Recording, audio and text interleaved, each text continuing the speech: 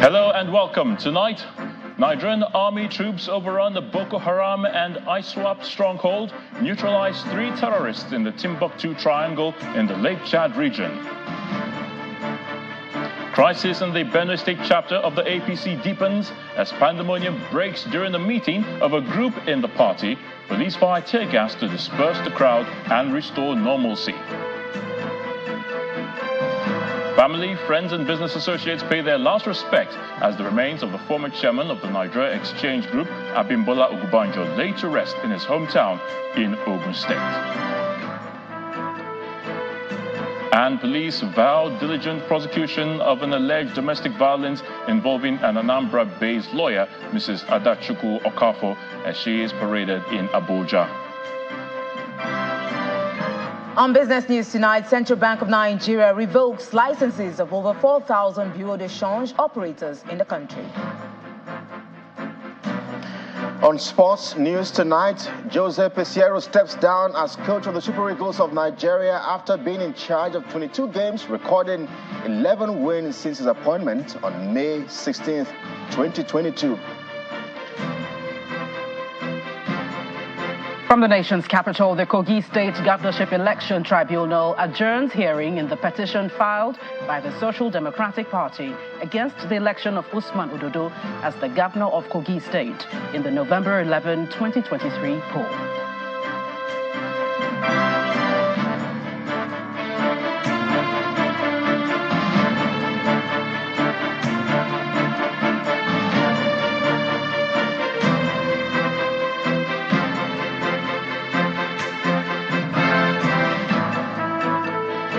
We begin in Borno State, where troops of the Nigerian army have overrun a Boko Haram stronghold and neutralized 3 terrorists in the Timbuktu Triangle in the Lake Chad region. The army, in conjunction with the Civilian Joint Task Force, launched an offensive on the Islamic State of West Africa Province, ISWAP, stronghold in the area.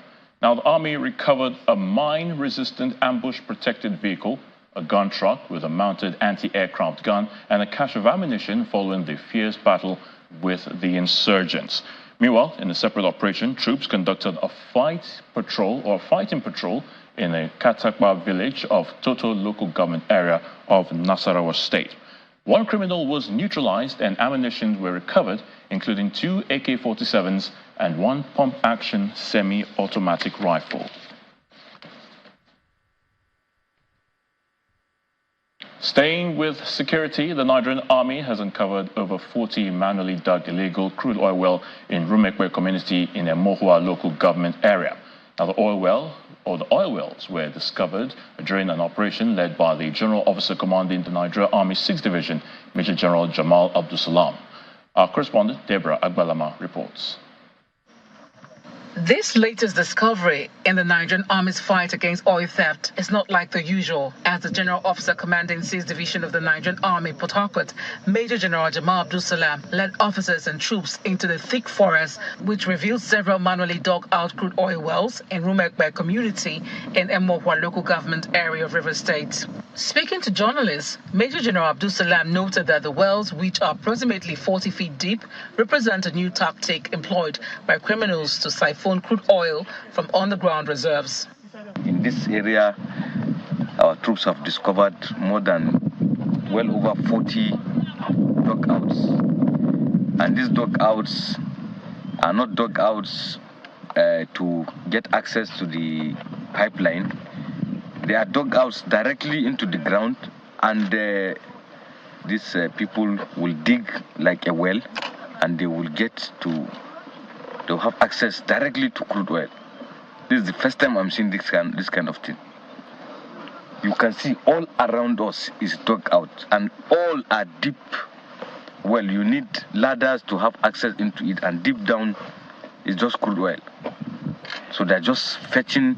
The way you go to a well in your village and use a bucket or rope to draw water, that's how they are drawing crude oil in this place. One of the suspects apprehended at the crime scene admitted that the wells were allegedly owned by various families in the community. We are just coming to work for them. Work for them? Yes. Who are they? They are The Arumegwe community patrols. Okay, who owns the place, this place? The place, one part of a community, yeah. Maybe inside the community, they get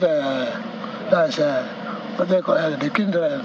Some people that are working here, not all community. Okay. It is only those that are working here. Your own work is to dig.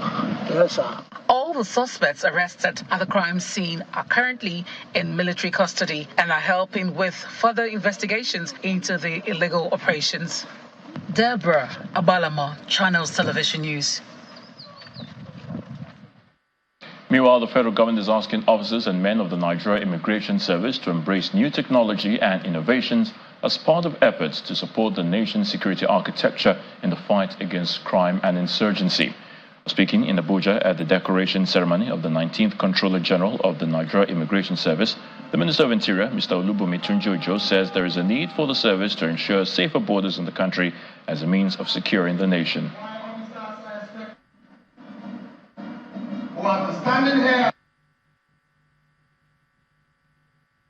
Your main responsibility for me as Minister of Interior is to protect my critical national assets. And I believe you were created as a specialized outfit. And I put it to you, the time for you to live up to your mandate and the dictate of your law is not tomorrow, it's now. I want to charge the CG especially to get me a workable, implementable, and of course, a sustainable implementation plan of my security architecture in Nigeria. I need my critical infrastructure protected.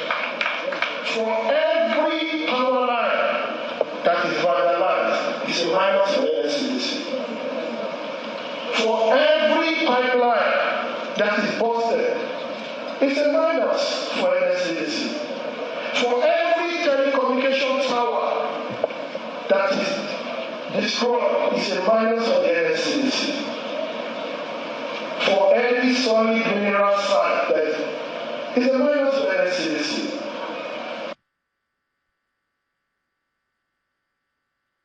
To politics, there seems to be no end in sight for the intra-party crisis rocking the Benue State chapter of the All Progressives Congress, as policemen today fired tear gas against an anti-Austin Agada group who attacked Austin Agada, the state chairman, while attempting to access the state secretariat of the party in Makurdi. The incident followed a letter written by the Chief of Staff to Governor Hyacinth Alia conveying the governor's instructions to the Commissioner of Police banning all political activities in the state indefinitely, allegedly over the insecurity occasioned by influx of herders into the state. Thereafter, the police directed the state chapter of the APC group, led by Mr. Agada, not to hold its planned state executive committee meeting with some key party officials.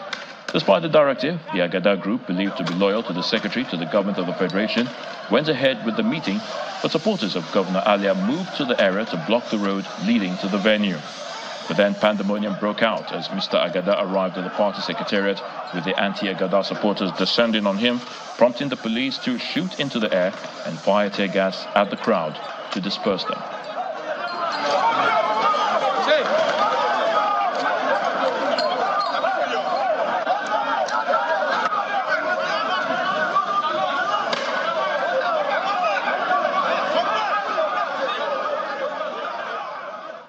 Meanwhile, there are more reactions to the president's decision to implement some of the recommendations of the Steve Orosaye panel's report on cutting cost of governance. This time, Governor Hope Uzodinma of Imo State is commending President Bola Tinubu for the decision, saying it will enhance governance and improve the nation's economy. He said this in an interview with State House correspondents shortly after meeting with the Vice President at the Presidential Villa Abuja, where he also noted that the security situation in Imo State has improved. All over the world, what we're talking about, due to exigencies of the impact globally of all various economies, is to cut costs and do a prudent management of resources. So Steve Orosaye's report, a very brilliant document, bold and courageous document, if properly implemented, will add value to the current policies and determination of government to cut costs and be prudent in expenditure. I'm very happy and delighted that the security situation in Imo State has increased and improved. Not only in Imo State, the Southeast as a region. And it is coming at a time that our people is further challenged due to some of these economic policies that have not really allowed immediate takeoff of good businesses. But I think that after some time,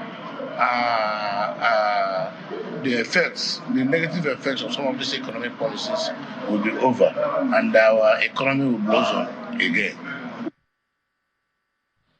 The Trade Union Congress of Nigeria, the TUC, did not opt out of the nationwide protest organized by the Nigeria Labour Congress, the NLC, as there was never any agreement with the NLC to join the protest to begin with. That's according to the president of the TUC, Mr. Festus Osifo. Mr. Osifo also says the 14-day ultimatum issued by organized labor for the federal government to meet the demands of the Memorandum of Understanding signed in October 2023 was a masterstroke, as it got the government on its toes and produced some desired results. He was speaking on our political program, Politics Today. When you say somebody opted out from a process, it means that the person was in before. It means that there was an agreement to do something. When there is an agreement to do something, at the last minute, you will not say, I'm not doing again. That is opting out. Then you can use the word sold out. But in this scenario, there wasn't any agreement to do anything. We did not have any conversation. Nobody even mentioned it to us that this is the direction to go. That conversation never took place. So as long as that conversation never took place, we never opt out of anything.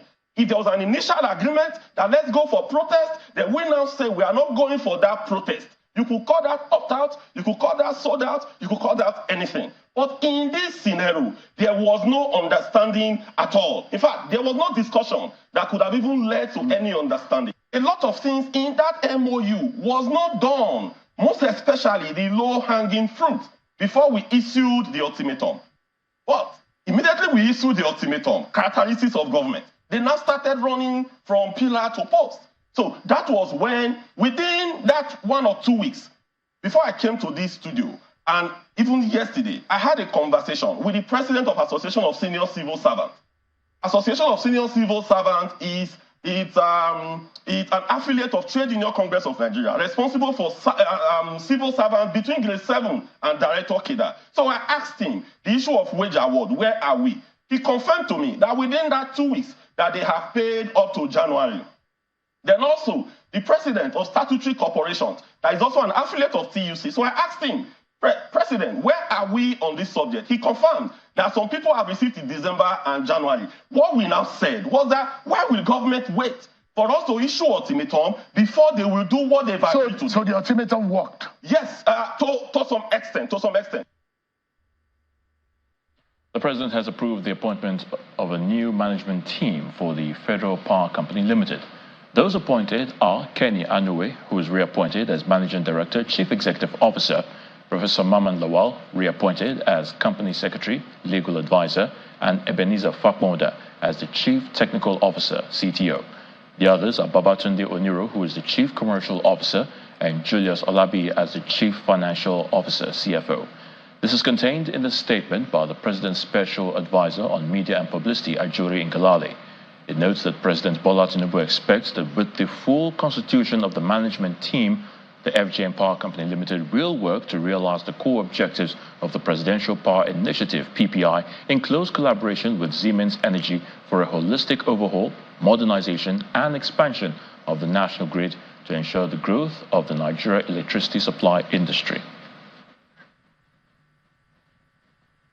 In part 2 after the break, police vowed diligent prosecution of an alleged domestic violence involving an Anambra-based lawyer, Mrs. Ada Chukwu Okafo, as she is paraded in Abuja. Please stay with us.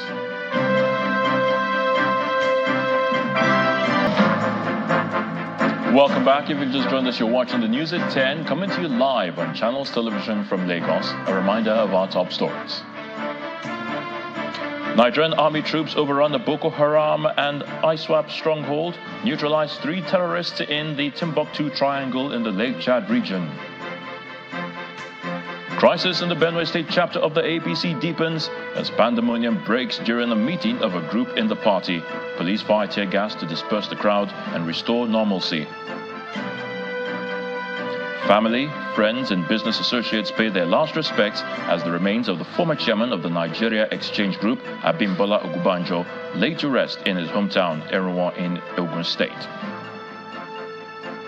And hundreds of people gather in Moscow for the funeral of Russian opposition leader Alexei Navalny.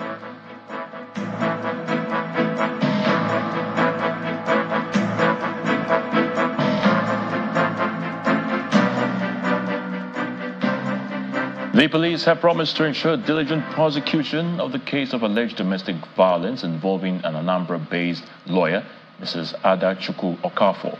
Now flanked by the Minister of Women Affairs, Mrs. Uju Kennedy, the head of police campaign against cultism and other vices, CSP Bisi Okwobi, who paraded the suspect in Abuja, says the Inspector General of Police has zero tolerance for domestic violence and abuse of minors. The 10-year-old victim, according to the police, is currently on admission receiving treatment at the hospital in Anambra State. For over 2 weeks, the police claimed that an Anambra-based lawyer, Ms. Adachukwu Okafor, was on the run following a case of alleged child abuse. However, the police eventually arrested her. That thing that went to the space attracted the police of Anambra State. The police narrate how she allegedly maltreated a 10-year-old maid, leading to fire burns on her body. On January 29, 2024, this suspect accused her of this and proceeded to tie her hands, tie her mouth, and also tie her hands and flogged her. She also inserted a hot knife into her private parts and poured ground pepper into it as well. She then placed a hot electric iron. She plugged an electric iron into the electric socket, allowed it to be hot, and used it on the maid's cheek and on her two buttocks. The Minister of Women Affairs, who is championing the protection of the rights of women and children, is equally disturbed and promises to follow up on the case. We in government, you shout out, we take it up, and we are assuring you, we will always take it up and we never let you down ever again. You've been let down before, but not anymore, because the president has already said the poor should breathe. So what he means is that Nigerians should be more respected, should be more taken care of, should be more treated with compassion. On her part, the suspect denies the allegation as she explains her side of the story. And saw the girl on top of my child, my 6-year-old son, naked without banging her, as like she was having sex with my son in the car. I got a cane. I bought a cane downstairs in my front of my house and was flogging her. Before I started flogging her, remember I came in around 8:30 in the night. So I knew that I was meant to arrange food for my kids to eat because the next day was cold. So I put food on fire. When I now called, I told her to lie down, remove her skirt that I was going to flog her on her bum because of what she did. So when she laid down, I started flogging her. Although the suspect is maintaining her innocence, the police reiterate their commitment to diligently prosecute the case until justice is served. Is that all? Let's now head to the nation's capital of Abuja, where Gloria Omezuke is standing by to give us the very latest from our Abuja studios. Hello, Gloria. Many thanks, Ayo. We begin in Kogi State, where the Governorship Election Tribunal sitting in Abuja has adjourned to March for the hearing in the petition filed by the Social Democratic Party and its governorship candidate, Muritala Ajaka, who is challenging the election of Usman Ododo as the governor of Kogi State in the November 11, 2023 poll. Chairman of the three-member panel, Justice Yusuf Birnin-Kudu, adjourned sitting after the council for the petitioners identified the number of BVAS machines used in some local government areas of Kogi State. This follows the submission by the petitioners and in compliance with the order of the court that the BVAS machines be brought to the court. INEC was also required to provide someone to verify the results stored in the BVAS machines with respect to the 5 local government areas in contention. After admitting the total number of BVAS machines in a few local governments, the tribunal chairman adjourned the matter to March 4 for continuation of hearing. In another legal matter, the chairman of Ibeto Energy Development Company, Chief Cletus Ibeto, is to face trial on March 11, 2024 for an alleged 4.8 billion naira fraud before a new judge, Justice Oyindamola Ogala. The case was reassigned by the Chief Judge of Lagos State, Justice Kazeem Alogba, owing to a petition against the former presiding judge, Justice Ismail Jelu.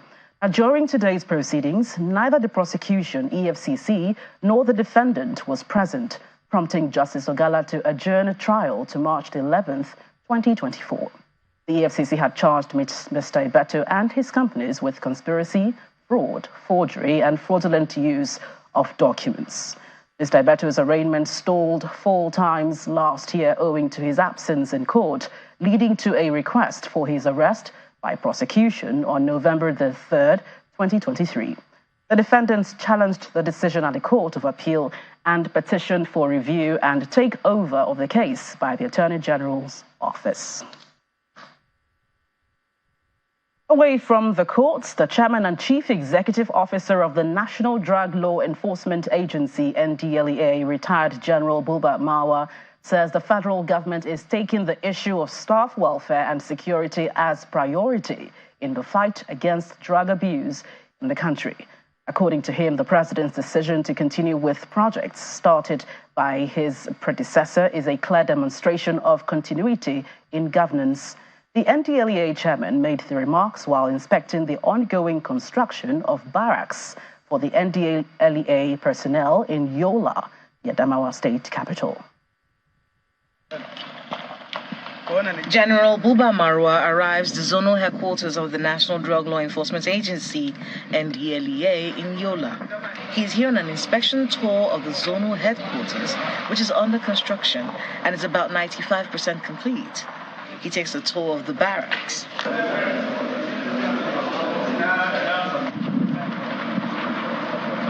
The site engineer, Emmanuel Gadzama, explains the phased nature of the project. All project entails zonal admin block, state admin block, we have workshop, we have the quarter guard, we have generator house. The chairman and chief executive officer of the National Drug Law Enforcement Agency, General Marwa, appreciates President Bola Tinubu for his support to the NDLEA. The issues surrounding the welfare and security of NDLEA staff who operate, seize, arrest, prosecute, deal with the criminals, and the criminals come after them. And now we have a barracks for our personnel and their families to be secured. President Buhari approved it, we commenced it, and President Tinubu has continued with the same zeal and drive. So we appreciate this element of concern and support for the NDLEA. He seized the opportunity to point out one of the major contributors to drug and substance use across the globe. High points of the visit to Adamawa is the chairman's interaction with officers and personnel of the command. He urges them to be patriotic and professional in discharging their duties. General Marwa reaffirms the agency's commitment to continue to collaborate with traditional and religious leaders in carrying out its operations in rural communities to tackle the menace of drug abuse and trafficking. Governor Abu Kafes of Taraba State says his administration will advance the digital landscape of the state and harness digital innovations for sustained growth and prosperity. The governor, represented by his deputy at an event to showcase technological skills, says if the state must grow digitally, it must relegate Stone Age attitudes and embrace technology to propel the state into the future. In almost all facets of human endeavors, science and technology is taking the lead and causing a paradigm shift for advancement. And it is for this reason that students from the 16 local government areas have gathered to discover talents that will shape the future of the state's economy through junior engineers, technicians, and scientists platform. From 1 to 40, and I read out the question to you. Led by the state's Commissioner for Science and Technology, the aim involves sharing knowledge to foster an environment for mutual growth. According to the governor, who is represented by his deputy, the state is on the journey towards making a lasting difference through groundbreaking ideas by harnessing the potentials that lie within the youths. He, however, cautions the youth engagement in cyber crimes. We hope that you will not use the technology in either being members of the Yahoo committee or the kidnapping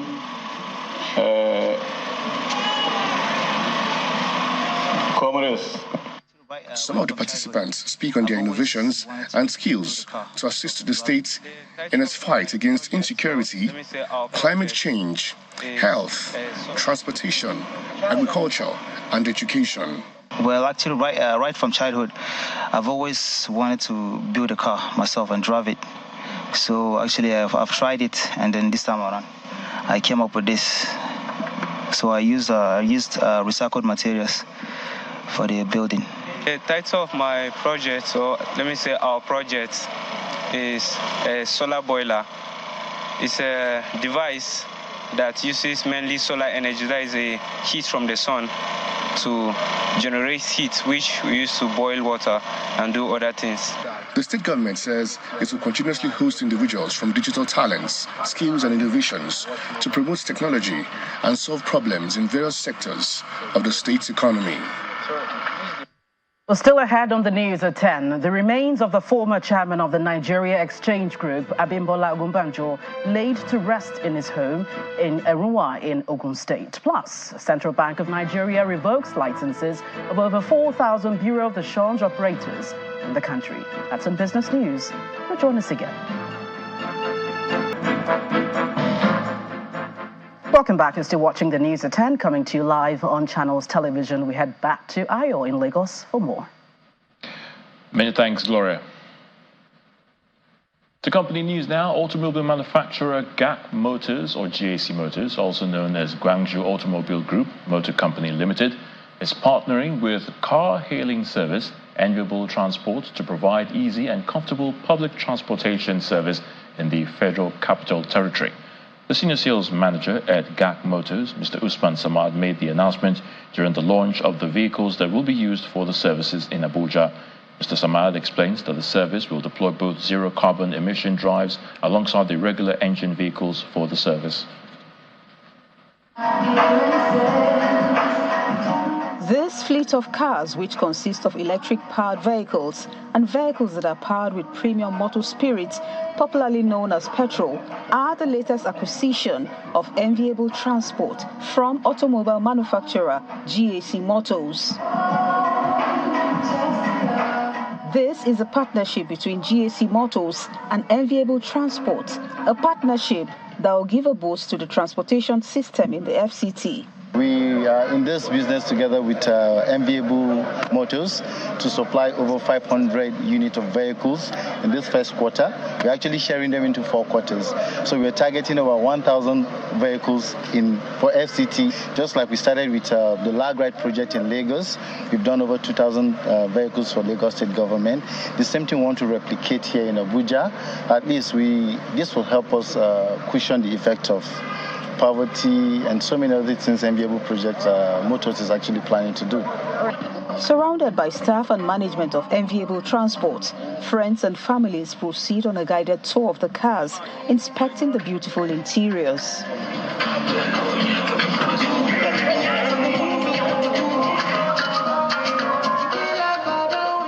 The brain behind Enviable Transport speaks on how the initiative will boost the public transport service in the nation's capital while creating jobs. The primary thing is to create jobs. We care about the youth. We always look out for the youth. And so when they finish, there's no work, and then they see these things, and then they're very conscious. They respect the passengers. They know that the passengers are king. That's the reason why they are employed. The FCT continues to witness the influx of people, and therefore seeking ways to ensure their transportation to and fro various locations has become expedient.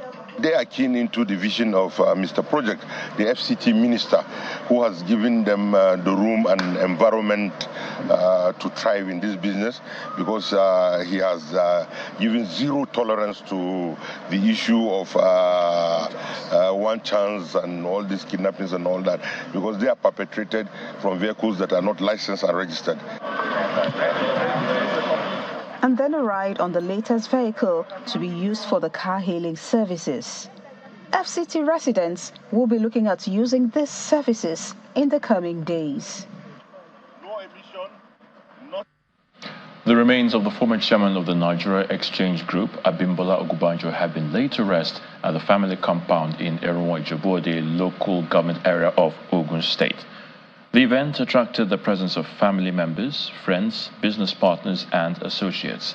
His friends and associates commended his selfless service to humanity as exemplified by many lives he touched positively, adding that he would be greatly missed.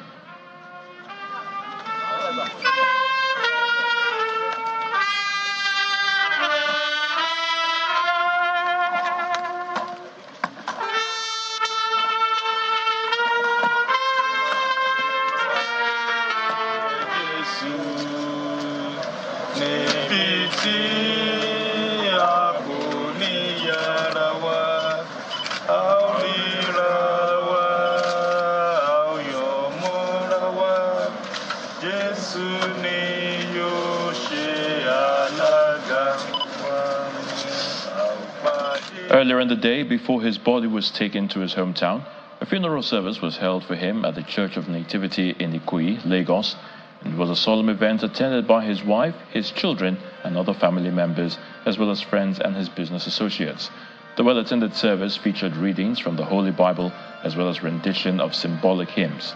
The Igbobi College Old Boys were also on the ground to pay tribute to one of their own. Mr. Ogunbanjo died in a helicopter crash that occurred near the Nevada border in California, United States on February the 9th. The former chief executive of Access Holdings, Herbert Wigwe, his wife Doreen, and their son Chizzy also died in the crash.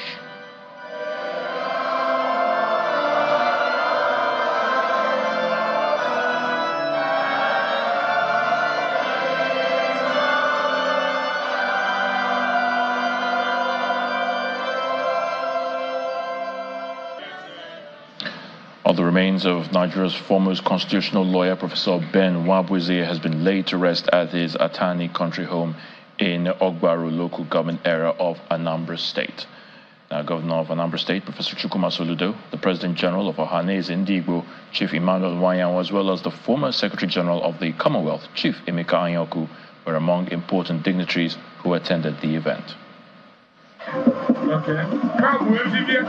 It's a day of tributes for Professor Ben Nwabueze at his country home of Atani in Ogbaru local government area of Anambra State, as very high-profile personalities gather to celebrate one of Nigeria's foremost constitutional lawyers. Governor Chukwuma Soludo, who arrives at the venue, felicitates with the people of Ogbaru as he joins other very important persons to honor the late professor of law. I have lost a mentor. I have lost a friend. The president of Ohaneze Ndigbo worldwide, Emmanuel Nwayanwa, in his tribute, describes the former Minister of Education as a colossus who left his footprints on the sands of time. I am very grateful to God that Ben Nwabueze has left a very solid footprint in the sand of time. Nwabueze is a man whose position in any issue cannot be disguised. Nwabueze will tell you his position on any issue very clearly. For the former Commonwealth Secretary General, Chief Emeka Anyaoku, Professor Ben Nwabueze was Nigeria's gift to the world of the legal profession. This is a true giant Iroko. We know what the tree Iroko is, Oji, the tallest and strongest tree in the forest. And Professor Ben Nwabueze was the Iroko in the forest of constitutional lawyer. Next is Governor Chukwuma Soludo, who says Nigeria has indeed lost not just a legal icon, but a legendary personality who lived an exemplary life. There are few people that will compare with the late Professor Ben Nwabueze in terms of his intellectual prowess and his contributions, strides, struggles for a better society. We are here to celebrate the loss of a legend. But we are consoled by the fact that the testimonies born here a few moments ago, that even though physically it may be no more, but they will forever live. Professor Ben Nwabueze, the legal luminary, was born on March 22, 1931 and passed away on October 29, 2023. He played a major role in drafting the 1979 Constitution of Nigeria and was also credited for his roles in putting together constitutions in Zambia and Kenya.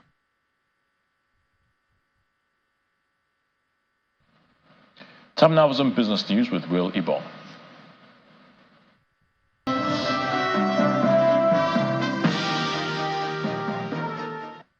Thank you, Ayotunde, and welcome to Business News. Now, the Central Bank of Nigeria, CBN, has revoked the licenses of 4,173 Bureau de Change operators in the country. In a statement signed by the Acting Director of Corporate Communications, Sidiali Akama, the Central Bank explains that the affected BDCs, which can be found on its website, had failed to observe regulatory provisions.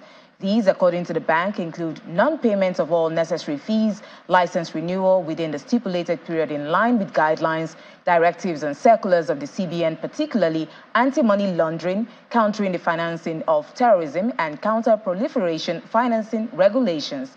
The CBN further says it is revising the regulatory and supervisory guidelines for Bureau de Change operations in Nigeria, adding that compliance with the new requirements will be mandatory for all stakeholders in the sector. Meanwhile, business activity slowed in February as price pressures intensified in the private sector, according to the latest Purchasing Managers Index PMI report by Stanbic IBTC Bank. Headline PMI dropped markedly in February to 51 points from 54.5 in January, remaining above the 50 no-change mark for the third month running. Unprecedented inflationary pressures amid currency weakness and signs of demand softening meant that business confidence dropped to the lowest on record in February. Both input costs and output prices increased at the sharpest rates on record, with rising prices impacting demand. As a result, rates of expansion in output and new orders slowed sharply over the month. The data also showed that rising activity in the agriculture and services sectors contrasted with falls in manufacturing and wholesale and retail. Signs of weakness in the private sector led companies to lower their staffing levels for the first time in 10 months. Purchasing activity was also scaled back following a marked expansion in the previous survey period. Meanwhile, firms remain optimistic regarding the year-ahead outlook for activity, however, with hope for an improvement in economic conditions. Now, farmers are worried that food prices may continue to surge till late in the year because of lack of some necessary actions. The Chief Executive Officer of Farm Credit NG, African Farmer Mogaji, was on Business Morning earlier today, believes that though the problem cannot be averted, it can be managed if urgent steps are taken. A basket of tomatoes is likely to hit between 80,000 to 120,000. Why? Because climate change and also cost of production. In the north now, we're having reduced food supply. And so that's what warranted one of the governors to say, we won't take food, you know. So around this time, every year, May, June, there's generally a shortage of tomatoes, fresh corn and co across the country. The northerners use irrigation, and they use government irrigation. They stop the waters around March. Okay, so they don't have enough water and prepare to grow rice because the lands they use is like fish pond. So the waters can't flow out and it destroys things like vegetables. Now, the Southwest, or the South generally, have not leveraged the opportunity of the lands they have and some irrigation facilities. So there's always a major shock in May, June. So this year now, when the South is not preparing and the North is facing insecurity and some challenges also, there's going to be a big challenge. Now to the equities markets, that's the domestic equities market, where there appears to be no end in sight for the bloodbath as stocks take a bigger hit. Ended the final trading day in the red. Laddie Williams tells us more.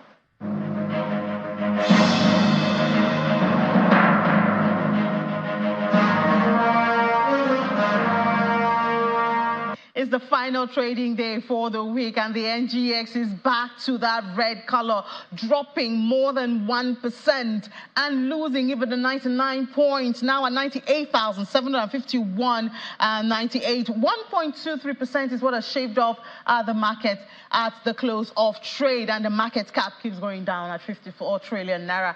The mover of this is MTN. MTN Nigeria opened with 222 naira 90 kobo, but closed at 200 naira 70 kobo. Profit taking is very deep in the market at this time. Bois Cement also contributed to that.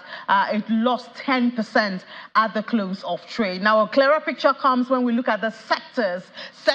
Looking at banking still sustained that positive it had yesterday, but not as good. Yesterday it was more than 6% in the green. Today it's just about 3%, 2.59%. Consumer goods is also positive, but oil and gas deeply in the red, 0.85% at the close of trade. Connor contributed to that fall. So just one positive trading day for the week. The rest has been in the red, and it's the bear for the week.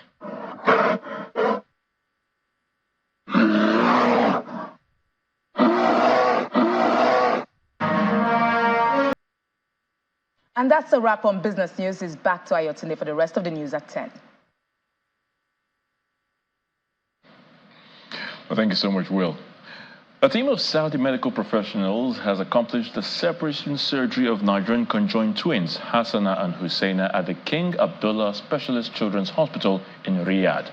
The intricate procedure, which commenced on Thursday morning, was the result of meticulous planning and execution by a dedicated team of 38 medical experts, including consultants, specialists, technicians, and nursing staff, lasting approximately 14 hours.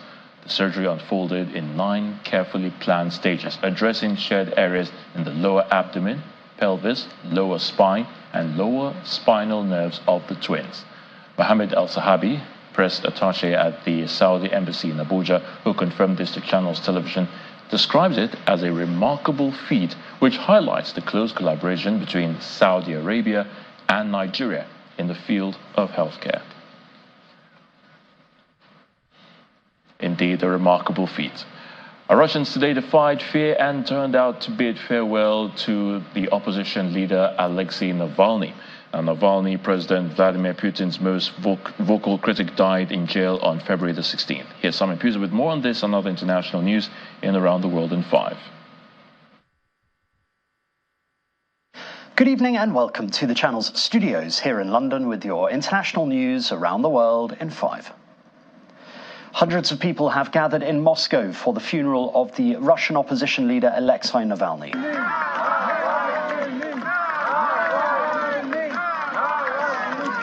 There was a heavy police presence in the city with masked guards stationed around the perimeter fence. A number of foreign dignitaries, including the US ambassador, were seen at the church. The Russian opposition leader died in an Arctic prison where he had been held on politically motivated charges.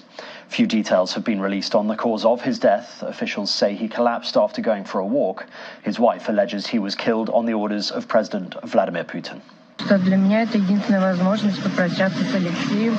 Я восхищаюсь его мужеством, восхищаюсь его стойкостью. И,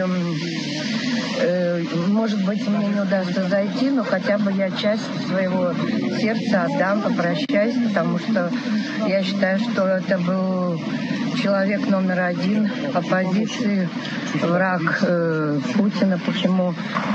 Это нельзя не прийти. Пусть видит, что многие помнят, многие знают.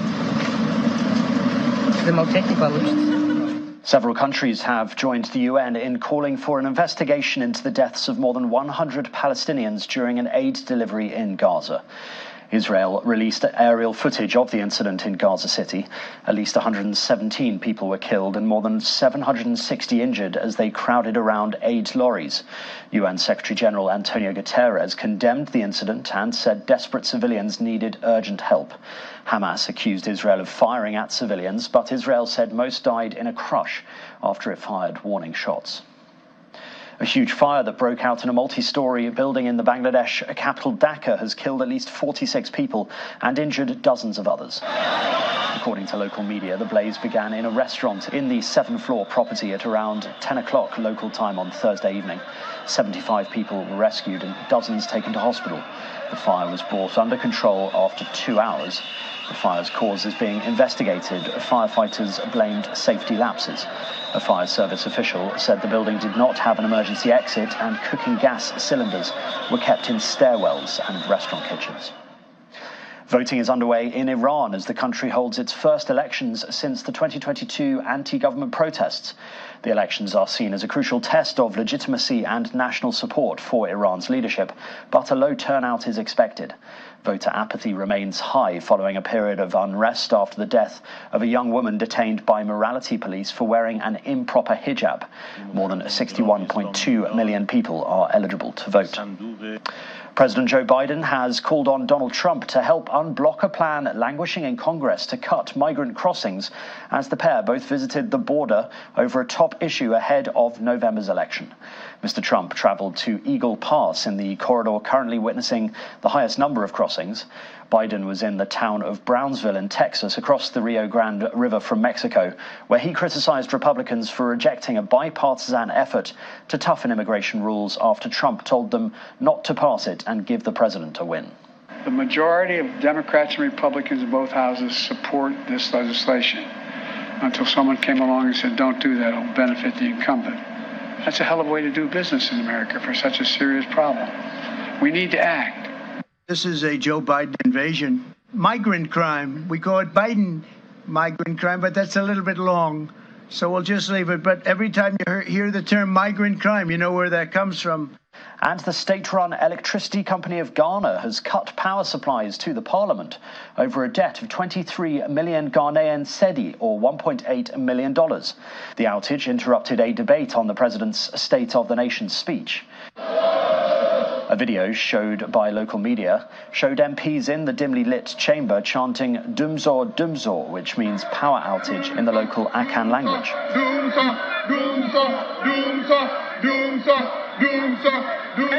Local media reported that a backup power generator restored power to the chamber a few minutes later. But other parts of the Parliament building remained without power for most of the day before supplies were restored. And that's your international news around the world in 5. Now back to the channel's studios in Lagos.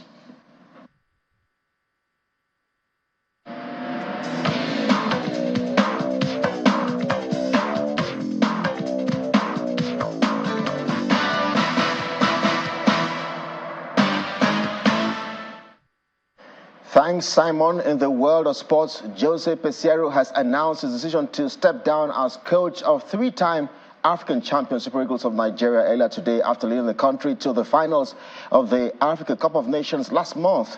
The 63-year-old Portuguese coach met the target of guiding the Super Eagles to the semi-final of the continental showpiece set for him by the Nigeria Football Federation, but opted to move on following the expiration of his contract. Peseiro says it was a great privilege to work with Nigeria, adding that he and his staff will miss both the officials and players they worked with over the past 2 years.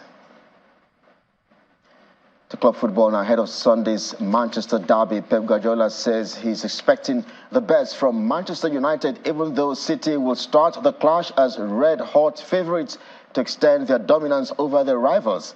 And City have won 5 of their past 6 matches against United in all competitions and are 15 points ahead of their opponent in the Premier League. But Guardiola, whose team are chasing a second consecutive trophy treble, says he would not be taking Manchester United lightly.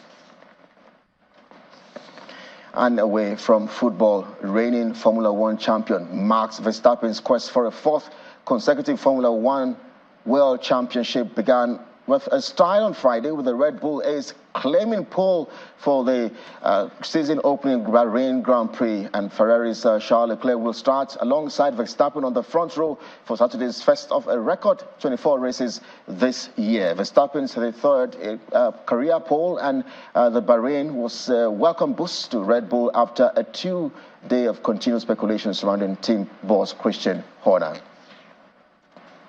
And the Nigeria Arm Wrestling Federation has assembled a team of 16 athletes to fly the country's flag at the 13th African Games in Ghana from March 8th to 23rd in Accra, Ghana. The federation says the team consists of 8 men, 6 women, and 2 coaches. Arm wrestling is coming to the African Games for the first time as a demonstration sport. And we will be looking forward to it. That's Sports Tonight. I'm Kelly. It's back to Ayotunde.